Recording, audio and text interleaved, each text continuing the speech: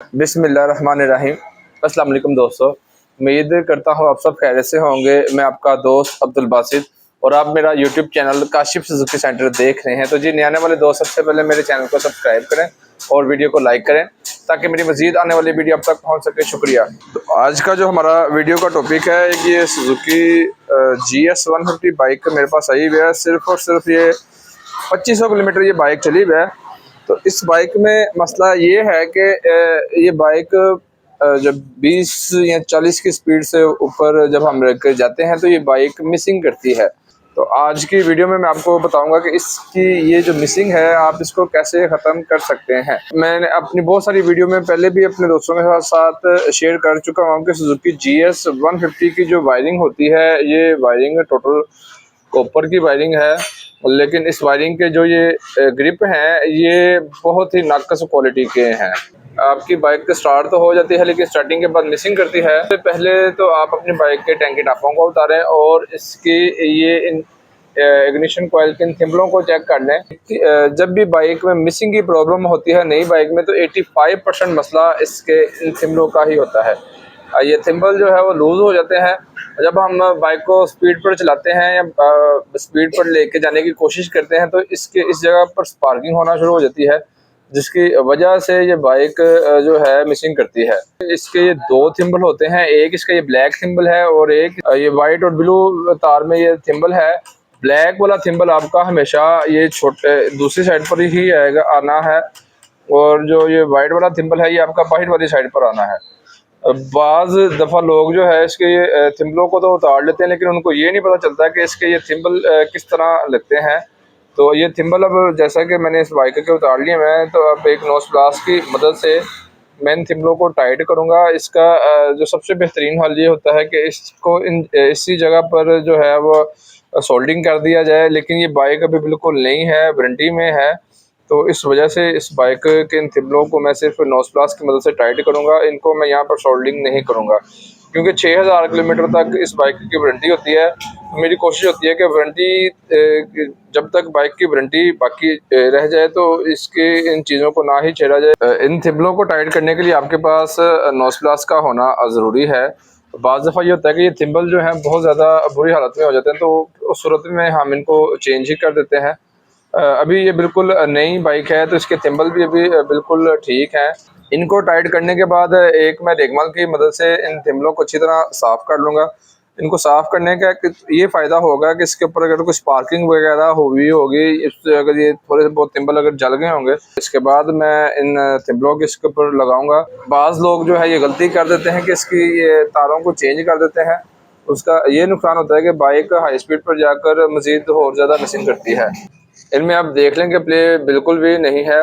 अगर इस थिम्बल के ऊपर निशान ज़्यादा होता, अगर ये ज़्यादा स्पार्किंग इसके ऊपर हो गई होती तो थिम्बल जो है मैंने ये वाला चेंज कर देना था। अच्छा, सुजुकी GS 150 में जो मेन ग्रिप है इसका ये ग्रिप होता है। अगर आप गौर से देखेंगे कि इसके इस जगह पर भी ये वाइट से कलर का निशान है। आपको जैसा कि मैंने पहले बताया कि इस बाइक की वायरिंग नो डाउट कॉपर की वायरिंग है, लेकिन इसके ये ग्रिपों की क्वालिटी बहुत ही ज़्यादा नाकस है। तो ये वाइट कलर का निशान सिर्फ इसी वजह से है कि बाइक को जब ये सर्विस करवाते हैं बारिश का पानी इसको लगता है तो ये कार्बन सा बन जाता है, तो इस वजह से भी बाइक में मिसिंग रहती है। वैसे तो आप इसके ऊपर ज्वाइंटर का भी इस्तेमाल कर सकते हैं जो आपको किसी भी बिजली वाली शॉप से मिल जाएंगे, वो आप इन ग्रिपों की जगह पर ज्वाइंटर लगा सकते हैं।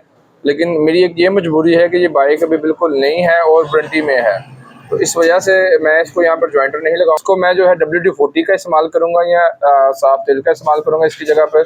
तो ये आप के पास जो है WD-40 अगर नहीं है तो ये M40 के नाम से एक स्प्रे आता है, ये स्प्रे आपके पास होना ज़रूरी है। तो इसके मैं सारे ग्रिपों में स्प्रे का इस्तेमाल कर दूंगा। इससे एक तो ये फ़ायदा होता है कि इसके अंदर जो जंग वगैरह होता है वो साफ़ हो जाता है। तो मिसिंग का जो हमारा इशू है वो इन्हीं दो चीज़ों की वजह से होता है। एक या तो इसके ये इग्निशन कॉइल की लुपियों का मसला होता है या इसका ये ब्लैक ग्रिप का इशू होता है। ये वाला जो ग्रिप है ब्लैक कलर का ये इसके ये रेड बटन का ग्रिप होता है। अगर आपकी बाइक का रेड बटन भी प्रॉब्लम कर रहा है, मिस हो जाता है ऑन करते हुए, तो इस वजह से भी आपकी बाइक जो है मिसिंग करती है। उसके बाद जो है आप इसके ये इग्निशन स्विच पे भी ये स्प्रे का इस्तेमाल कर सकते हैं।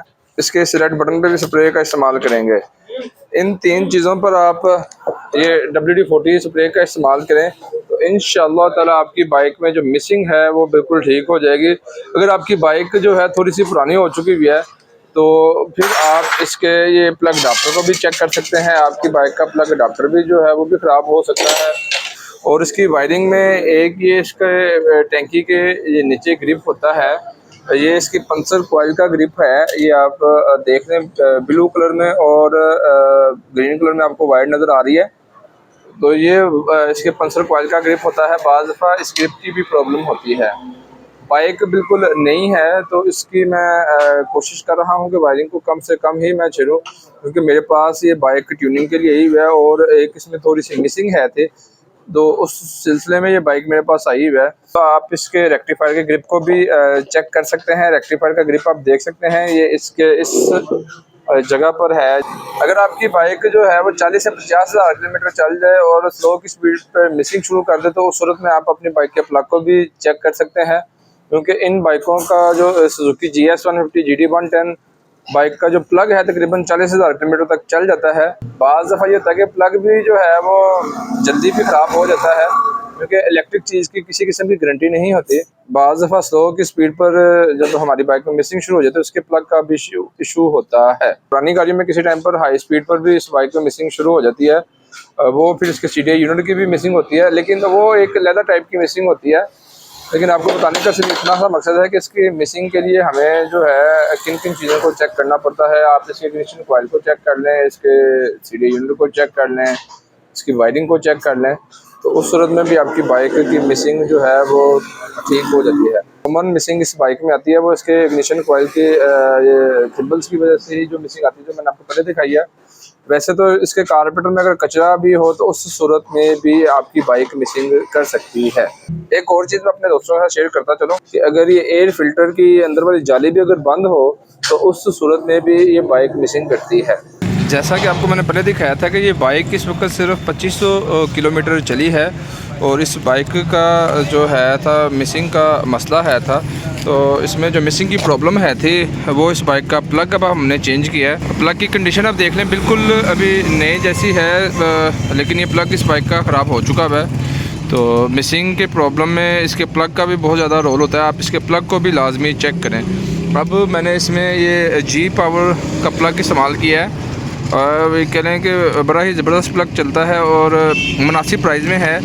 वैसे इसका अपना प्लग जो है तकरीबन 2200 रुपये का प्लग है। उम्मीद करता हूँ कि आपको मेरी आज की वीडियो पसंद आएगी। अगर आपको मेरी आज की वीडियो अच्छी लगे तो वीडियो को लाइक कीजिएगा, चैनल को सब्सक्राइब कीजिएगा और बेल के बटन को भी दबाइएगा ताकि मेरी मज़ीद आने वाली वीडियो आप तक पहुँच सके। भाई को दुआ में याद रखिएगा। अल्लाह हाफिज़, फ़ी अमान अल्लाह।